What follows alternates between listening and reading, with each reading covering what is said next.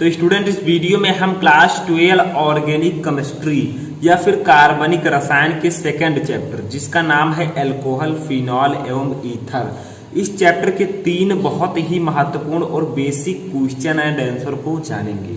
तो स्टूडेंट, अगर आपने क्लास 12 ऑर्गेनिक केमिस्ट्री पढ़ना स्टार्ट कर दिया है, अगर आपने फर्स्ट चैप्टर पढ़ लिया है और सेकंड चैप्टर, तो ये वीडियो आपके लिए बहुत ही इंपॉर्टेंट है। अगर नहीं पढ़ा है तब भी आपको देखना बहुत ही जरूरी है, क्योंकि इस वीडियो में मैं आपको जो 3 क्वेश्चन बताऊंगा ये बहुत ही ज़्यादा इम्पॉर्टेंट है और बहुत ही बेसिक क्वेश्चन है जो आपको एक ही बार में समझ में आ जाएंगे। ठीक है, तो अगर आप पढ़ चुके हैं इस लेसन को या पढ़ने वाले हैं तो आप इस वीडियो को लास्ट तक देखते रहें। ठीक है, क्योंकि ये आपको कभी ना कभी पढ़ना ही पड़ेगा।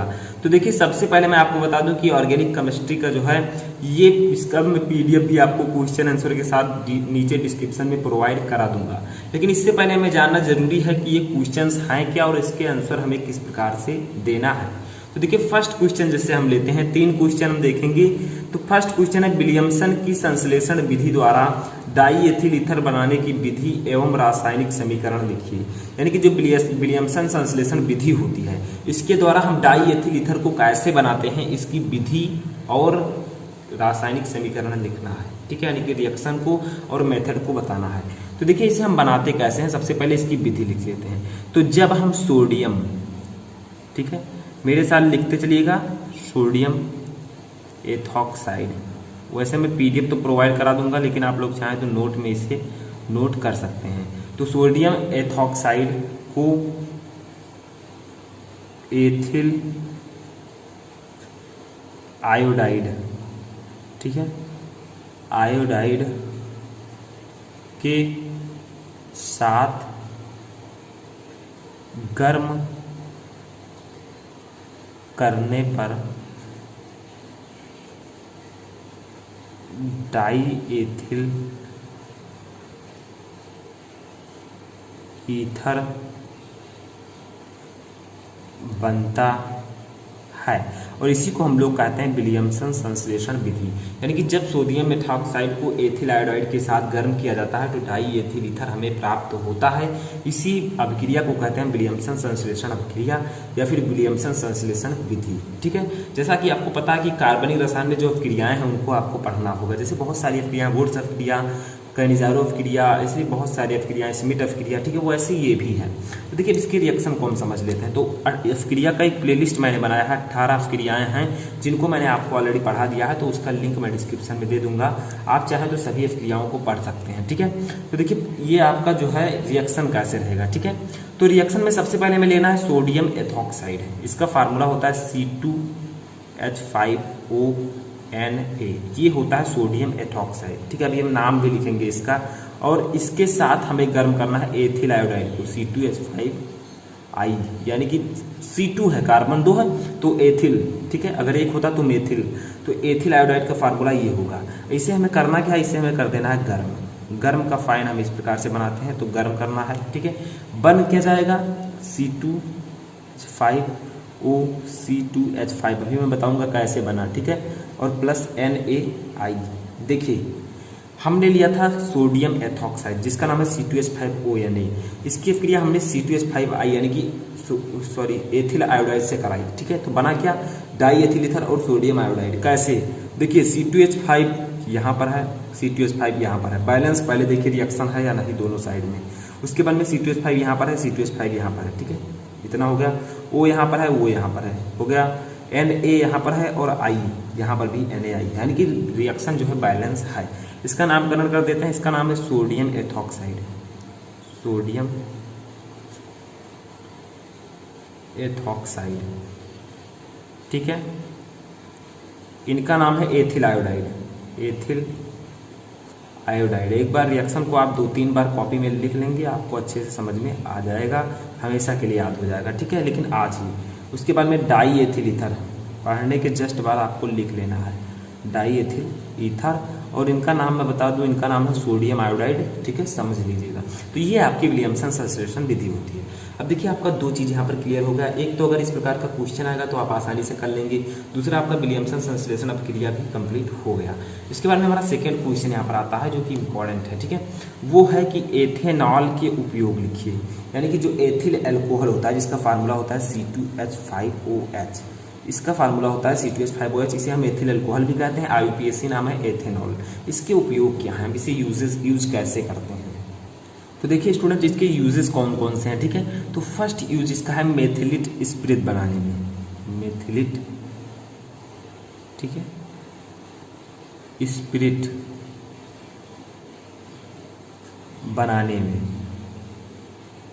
फर्स्ट यूज है मेथिलिट स्पिरिट बनाने में। सेकेंड यूज हम यहाँ पर लिख सकते हैं पेंट, ठीक है, वार्निश,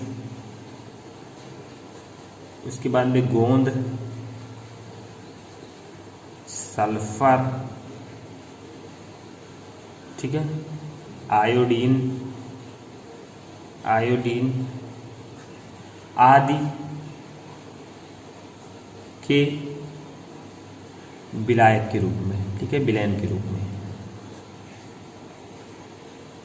रूप में समझ में आया। तो इस प्रकार से एथेनॉल का उपयोग, एथिल अल्कोहल का उपयोग किया जाता है। तो ये दो उपयोग आप लोग याद रखिएगा, बहुत ही इंपॉर्टेंट है, ठीक है।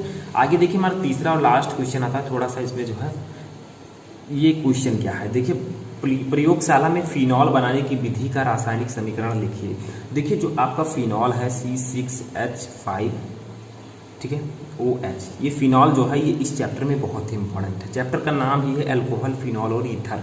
तो ये है आपका फिनॉल, इस प्रकार से भी हम इसे बना सकते हैं, बेंजीन रिंग में OH ऊपर लगा दें बस, ठीक है। तो ये सब आपका फिनॉल होता है। पूछा जाता है कि प्रयोगशाला में फिनॉल बनाने की विधि का रासायनिक समीकरण लिखिए। तो प्रयोगशाला में फिनॉल बनाया कैसे जाता है, पहले विधि लिख लेते हैं। तो प्रयोगशाला में, ठीक है, प्रयोगशाला में phenol benzene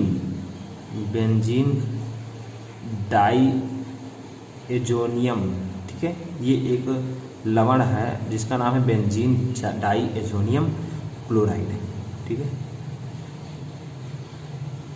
benzene diazonium chloride, ठीक है, और के जलीय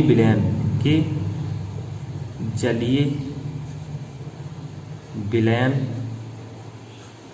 का भाप आसवन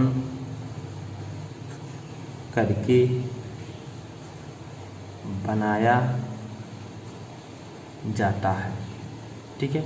यानी कि प्रयोगशाला में फिनॉल जो है वो बेंजीन डाईएजोनियम क्लोराइड, ठीक है, के जलीय विलयन का भाप, यानी कि उसका भाप लेकर जो है उसको आश्रित करके बनाया जाता है। यानी कि बेंजीन डाईएजोनियम क्लोराइड में हम हल्का सा H2O मिलाएंगे और उसको हम लोग आश्रित कर देंगे और आपका बन जाएगा फिनॉल। कैसे बनेगा देखिए, तो उसके रिएक्शन को भी हम लोग समझ लेते हैं, ठीक है। तो यहाँ पर रिएक्शन हो जाएगा। तो रिएक्शन में क्या है, रिएक्शन में कहा गया है बेंजीन डाईएजोनियम क्लोराइड जिसका फार्मूला होता है C6H5N2Cl, ये होता है बेंजीन डाईएजोनियम क्लोराइड का फार्मूला, ठीक है, प्लस H2O, इसकी क्रिया हमें H2O से करा देनी है। अब बनेगा क्या, सिंपली आपका यहाँ पर बन जाएगा C6H5, यहाँ से निकल जाएगा तो C6H5, ठीक है, O और H यहाँ से निकल जाएगा तो OH प्लस N2 हमारा ऐसे रहेगा N2, और यहाँ से जब OH एक H निकल गया तो एक H और Cl मिलकर बना लेंगे HCl, ठीक है। यानी कि सिंपली अगर देखा जाए तो इसका नाम है बेंजीन डाईएजोनियम क्लोराइड, लिख देते हैं बेंजीन डाईएजोनियम